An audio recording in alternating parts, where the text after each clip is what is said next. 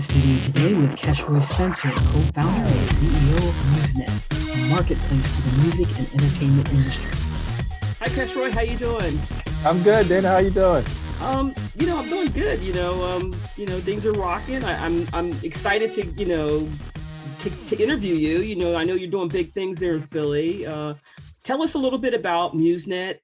I believe you're a drummer, an avid drummer and audio engineer. So give us a little background on yourself and MuzNet. Sure. So a little bit about me. I actually started out as a drummer for my church. I remember the day that I started, it was literally, I'd say maybe 1999, if I could even remember that far back. My church happened to not have a drummer that day. And they were literally looking around the whole church and like no one knew how to play. I was like, well, I mean, I don't know how to play, but I'll try. And I got on there from that Sunday. And for once I got on there that Sunday, that was like all she wrote. And I've been playing just about ever since. I want to say about 4 or 5 years ago, the audio engineer for my church, he actually transitioned job-wise. So his schedule wouldn't allow him to be at church full time and do what he had to do. So I was pretty much the next runner-up because even outside of my church drumming background, I did media studies and production at Temple University. So I had enough sense of always being around that part of the industry to see, all right, well, how you connect these cables. And I kind of did some stuff of my own where, yeah, let's just say I blew one or too many speakers. I don't want to relive those rookie years. But I was pretty much outside of that. I was the next candidate up. So I was like, you know what? I'll give it a try. But unfortunately, in transitioning from that, I couldn't necessarily play like in my capacity as I would for the drummer. So kind of transitioned from playing drums to now being a full-time sound engineer for my church, as well as other different avenues that I went to. So funny how it actually turned out. Like I said, the good and the bad during the pandemic. It's been a blessing to some and a curse to others. Fortunately, it's kind of like a two-sided coin for me. You know, it's unfortunate in the sense of I knew personally people who had died from this, both family and friends. And on the flip side, it's been a blessing more so to my immediate family, whereas we've been so fortunate and so blessed. It's like everything that we pretty much wanted to do, we were able to get done. So though it had a negative connotation to it, the flip side of that negative for every good positive is that we were literally blessed. And one of the blessings that came from that was this idea of MuzNet. Like granted, it probably came a year or two prior to the pandemic. But again, I was a drummer, transitioned to school, work. I didn't know anything about building no app or what it literally entails to build an app. So I literally had the idea come to mind one day, even in the dream. I was like, you know what, man, listen, I don't know nothing about that. Because again, even for my community, we don't know anything about building apps. We know about working hard, being hands-on, hardworking people. Even as a musician, I know about doing gigs, getting gigs, helping things here and there. But when you get to the app building industry, I'm like, yeah, I knew nothing about that. So one of the things that literally hit me as I was sitting home one day during probably like the height of the pandemic, it's like the thought again came to my mind. It's like, hey, you need to build this app. Like, man, I don't know anything about building an app. So I immediately called a buddy of mine who I call him the Beethoven of our time, Austin Woodland, because this man, when I say he could literally play every instrument and like kill it. So I'm like, hey, bud, man, listen, nickname Bud. I called him like, hey, man, I got this great app in mind. I have no idea how to build it, but if anybody can help me put this thing together, it'll be you. And he was like, man, it's crazy that you called me because I was literally thinking about doing the same thing. But for me, I really just didn't have any time to devote to it because outside of being a touring musician, he does a lot of producing, a lot of writing, and he also teaches sound lessons as well as teach people how to play various instruments. So timing for him wasn't always the best thing. It was like, all right, I'll tell you what, you could spearhead it, then I'll definitely do whatever else I need to do in my capacity. I said, all right, great. And one of the things that we always thought about, even when I tried to build, especially the app as a pillar, is being about the community. Mhm. Because you may not know, but most musicians, they really get on, as we like to call it, through connections. It's not necessarily what you know, but who you Who know. you know. Because the crazy thing is, as many musicians out there, or even if you can micro manage it to where you're thinking about a drummer, there are tons of drummers out there. There are tons of drummers who are pocket drummers. There are tons of drummers that are splash drummers. There are tons of drummers who can be willing to travel. But what sets them apart from everyone else? And it may be that 1% that may get them to that next level, as well as the person who helped them get to the next level. So one of the things we always try to make a pillar about the app is building on community. So in that regards, I then linked in a few of my close, both blood brothers and brothers who I pretty much grew up with. And I say, hey, listen, guys, this is what I've been thinking about doing. Let me know if you want to be on board. Again, I don't know how this is going to go. I know absolutely nothing. I'm kind of going in the dark, but again, the thought won't leave me alone. And from a Bible scripture, it says, "Verily, verily, I say unto you." I'm like, all right, you said it to me twice, and we're always talking about, hey, God bless us, bless us. Well, He's giving you the blessings, but you don't know what to do with it. Right. And it really stuck out because I remember I was talking to a gentleman, and he was like, hey, people always ask God, for example, hey, God, can I get a chair? He's Mhm. like, all right, great, I'll give you a chair. And he points him in the direction of the tree. But then when they get to the tree, they're like, well, God, I asked for a chair. Well, He's giving you a chair. It's for you now to take that tree and to make it into a chair. But we always want that instantaneous, God, I want a car. All right, let a car show up in front of your house type of thing. So He's given us the tools to get the job done. It's for us to take those tools and make something out of it. Exactly. Um, and like I said, and just building on that, it was like, man, all right, great. I got my team. I got my guys who kind of know what they're doing. And when I say kind of, in the sense of, hey, listen, we all don't know nothing about building an app, but we one thing about us, we always strive for greatness and for excellence. And so initially, what the app started out with, it started as more of a, that's like I said, I was growing up in church, more of just a connection for church musicians. That, hey, if this church doesn't have anybody, you could look on the app and actually be able to find somebody who someone may have recommended. And in the case of, because we started, granted, November of 2020 is when we actually started with the idea, and messing through the pandemic. It was a slow process because initially one of our teams were based out of India, and because the pandemic kind of hit them differently, it slowed down the process a little bit. But I was talking to my cousin, and she's always saying, hey, how's it going? I'm saying, honestly, I really wish this would be done like now, but she's always saying, hey, nothing before it's time. Everything happens for a reason. You just got to be able to enjoy it. And on the heels of that, I was talking to my wife, say, frustrated about some of the things that the process, we always talk about the process. You're going back to our Philly thing, trust the process. Right. I'm like, listen, I'm trusting the process, but this process is painful.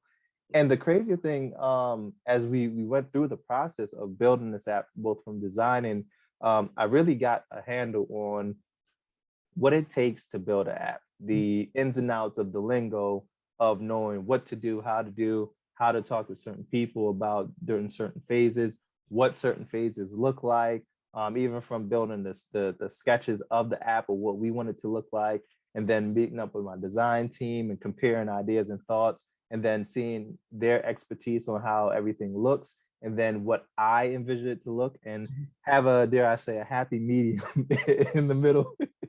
Because, man, talk about creative differences. It's very interesting getting into that artistic space, because even with apps, even like the common apps that we use nowadays, it always comes from somewhere, the look, the feel. And then you could go back and forth like, hey, well, I want this app to look like this. I want this button here. But then understanding the user interface, it's just because you may want a button there, conceptually, the button won't make any sense to a user. Like, darn it. All right, let's see what you got. So literally, that's how our app got started. And then we actually kind of pivoted from an app that's really just about musicians to more so being an innovative gig booking mobile app whereby independent, unsigned artists, musicians, entertainers, and businesses can connect safely and securely both maximizing revenue and exposure. Okay. And when we think of the revenue part of the community, because unfortunately, some of the downsides to this community is that you're basically going from gig to gig. Dare I say from job to job. Though you may have other jobs, but this is like your main hustle. And when this well sort of dries up, it's like, all right, well, I got to do what I got to do to get back to going through this well. So one of the things, going back to what I said previously, is that we built this app more of a community-based app, whereas no matter where you are, you could be a beginner, you could be an intermediate, you could even be a pro. This app is the type of app that you can use. Even if you say, all right, well, I'm a Philly musician or pianist, but I'm going to fly to Cali on vacation. I could fly to Cali, and then you know what? I got 1 or 2 days to burn. Let me see what bars, lounges, or concerts are going on if they need anybody. And you can instantly get a connection like that. It's almost we call it, dare I say, like a LinkedIn, but for the music and entertainment industry. And that's what I was going to ask you. I was going to, that you're based in Philly. Are most of your artists Philly artists or local, or are they, like you said, California, New York, Florida? I mean, where do you draw in most of your musicians and artists? So we've actually primarily focused on just Philly for right now. One of the reasons, outside of locale and funding being another, the locale of Philly is, and again, not to knock on any other state that has a musician base, i.e. Cali, Tennessee, Georgia, or those places. But one of the things about Philly is that we're so rich with the music community, you wouldn't believe how much Philly musicians are out there. Like we even talked about the other day, Super Bowl. Exactly. Right. And that's well, you know what, you're getting ahead of me, because I got my little prop over here that I want to throw up to that question. But you're right. I mean, you know what, actually, let me jump to that question, because I was going to say, Philly has a unique sound and vibe, known as the sound of Philly, or, starting way back, the 60s, 70s, artists like McFadden and Whitehead, Gamble and Huff, Teddy Pendergrass, Patti LaBelle, up to now, like Boyz II Men, The Roots, Jill Scott. I got my Philly sound. This is my Tribbett. I'm telling you, it's the sound of Philly right here. I got, they're old school, but it's the sound of Philly. Right.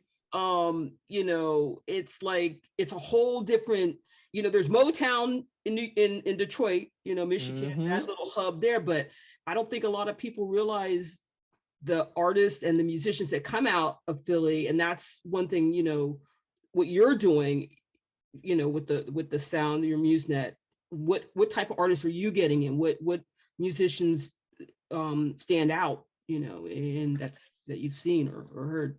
So the crazy thing, again, being Philly being so rich in their artists, and one thing that we also have with the MuzNet Live, which is a piggyback of MuzNet, the mobile app, is that we primarily focus on independent artists and musicians. More so because when you're independent, you can pretty much kind of do what you want to do, go at your own pace, so to speak, as opposed to you being signed with a label. And then you don't really have that much control over your music. You have say so, but you don't necessarily have that much control. Or, hey, maybe a situation where the label wants you to put out 4 albums a year. Again, that may be tough. Or the great thing is, with being an independent, you could kind of have more of a connectivity there, I say, to your community or your fan base.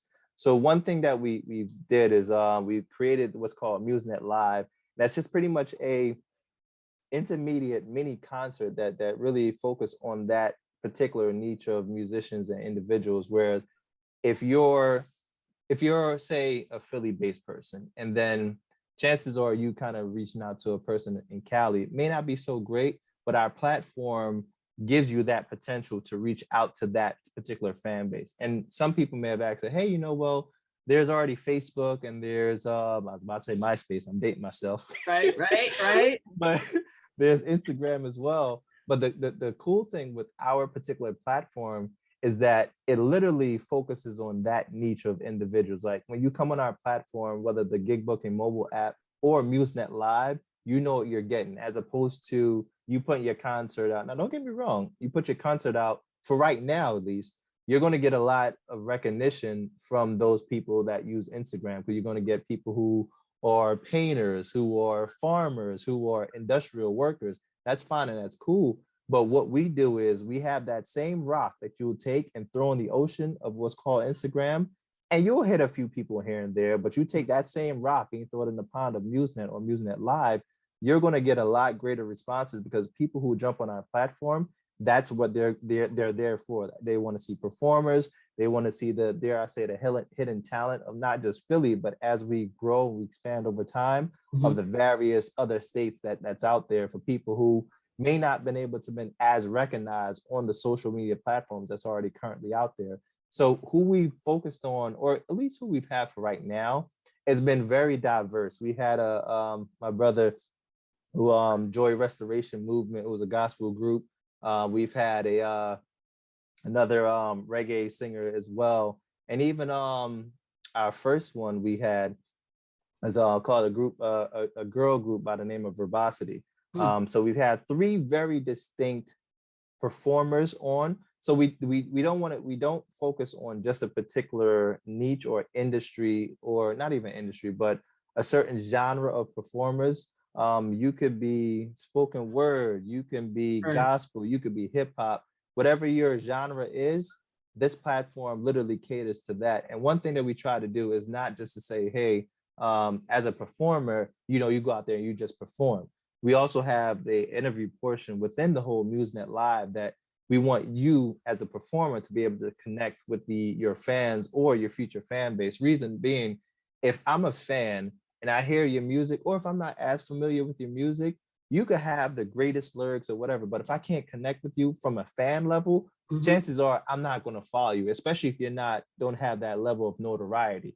Now, if you don't have that level of notoriety, but I see the interview and I could connect with you during the interview, 9 times out of 10, I'm going to be like, oh man, you know what? That's a dope person. Or that's a dope girl. Let me follow them. Let me see what they're about. So that's why we have the interview portion coupled with the actual performance app of the artist. So that way you can see it in the totality of that person. Now, you may not be able to experience them in their glory, but you have a great enough sample size to say, hey, that's a dope artist. You know what? Let me jump on board and connect with them. Let me see what their music is about, and literally start to build the fan base from there. I find it fascinating because with your platform that you have, I'm surprised that there's not other platforms like that out there. I mean, this is very innovative, and especially in the music industry, you would think that there's somewhere where artists can go and have a platform like yours. And I mean, I think what you have going here is it's going to, it's going to blow up. It's going to be something like somebody will say, hey, why didn't I think, why did I think, let me call, yours is called MuzNet, I'm going to call my net Muse, I mean, just to kind of, and they'll do the graphic kind of a little similar, just to kind of be like, right. Idea, but no, I think it's an awesome platform for, artists, musicians, that are looking to, expand their network and get their, work, because, big companies, corporations, record labels, whatever you want to call it, they don't know. I mean, there's so much good music in the community and just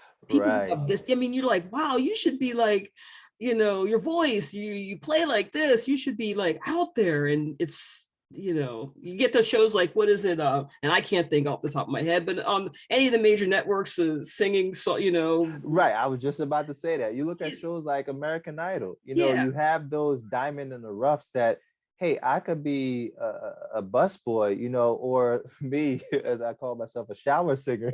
I'm not the greatest shower singer, but you have those people who you listen to them and say, oh my God, wait, why aren't you signed? Or wait, why aren't you out there making more songs? Again, with them, it's just a resource thing.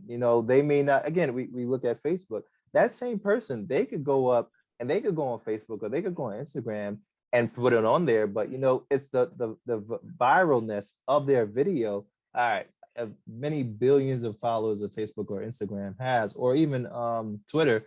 What's the chances or the likelihood of all 50,000 people or so being viral within a span of time? Right. It's great, but it's slim to none. Again, so that's where our platform comes in. We're trying to look for that hidden talent, so to speak, that diamond in the rough, or even just literally being able to give musicians the chance to be able to be discovered. And even outside of just being discovered, one of the other things why we even built the app was simply because as a musician, again, I don't have the greatest notoriety, so I can't go out there and demand, hey, listen, you better give me my money or else. Right. But I ran into situations that where, case in point, I was playing for this particular area. I'll remain nameless, and we agreed on, hey, listen, the gig is going to be about a $100 an hour for 2 hours. Okay, great, 200, money in the bank. All right, cool. We get to the gig, show up, do whatever. As it was time to go now, say, hey, listen, I haven't talked to for lack of name, say, John, I haven't seen him. Can you call him? Finally get to him. Hey, John, what's going on? I'm about to run, man, but can we get our money so we can leave? Hey, unfortunately, what we had promised, we can't do it. We didn't have the turnout that we wanted. But in my mind, hey, listen, that turnout has nothing to do with me. Right. We spoke on a particular price and we locked that in. I said, I didn't give you a half behind show. So how you gonna give me a half behind price? Unfortunately, this is all I got. And just years of listening to that rhetoric and those false promises. One of the great things we have with the mobile app is pretty much how you set up, like, say, for instance, if you're a venue and I'm a musician, once we promise on a price, that price is locked in and that money is then taken from the account and it's held for you. So long as you, the musician, deliver, that money is already going to be there. So you don't have to worry about, hey, can you call such and such? I got to run, or my Uber is here, or we got to get to another gig, but I got a waiter. Because the worst part of being a musician is having to, that, dare I say, uncomfortable conversation of, hey, can I get my money now? Or, hey, I got to wait around until whoever the point of contact is for them to do what they want to do or need to do, and then get back to me. Hey, listen, I want to do what I need to do, deliver. If we need to talk, cool, but make sure the money is there. So the mobile app comes into there where we say safely and securely. It's all housed within the app. So payment are no longer an issue. Being discovered from whatever state is no longer an issue. Like I gave the example, you could be a Philly drummer and taking a trip to Cali. If you want to gig out in Cali, open up the app, see what other places or venues out there that may need a drummer, and be able to put in a request, and you could be playing literally that day. And it's just literally that easy to be able to use our platform. Yeah, no, I think that's awesome because, it's unfortunate that so many, just like you just said about, you play the gig and then you're like packing up the instruments slowly, right? Where's John at? Let me take, one little, taking off the cymbal thing one at a time. You're moving super slow, so you can try to buy hip time, but like, hey, listen, I got to get out of here too, man. Yeah, right. I just my thing is going here real crazy, but I think I got a few more minutes left here. But no, you find into that. I gotta wrap up here. I think we're gonna get some time, again, definitely. But some of the exciting things that you guys are doing, I think is totally awesome. And for our listeners who are either aspiring artists and musicians who are looking to contact with you, how can they do that? How can they get a hold of you? So they can reach me at even my Instagram title, Silky Smooth, or even go directly to our Instagram page, MuzNet Inc. And we have a Facebook page as well, where we have all our content. Or if they ever want to be a part of our reboot for our MuzNet Live, they could go to MuzNet.com and they could find all the information about our MuzNet Lives, our mobile app, and be able to get registered today.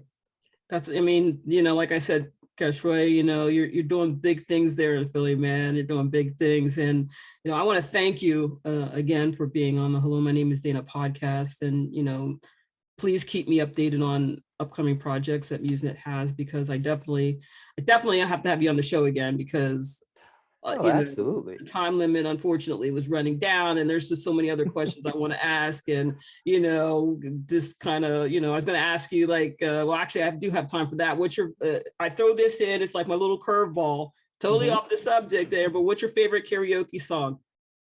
Oh, it's electric. It's electric. It's electric. It's electric. Are you serious, right?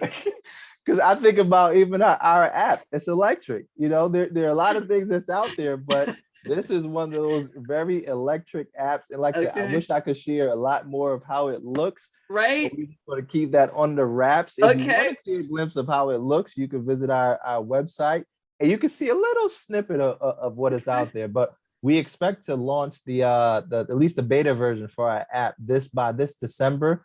So God's willing, we're all still here and we're not doing too much more craziness in the world. We'll Right. be Right. officially launched come next year around January, February time. So look out for it.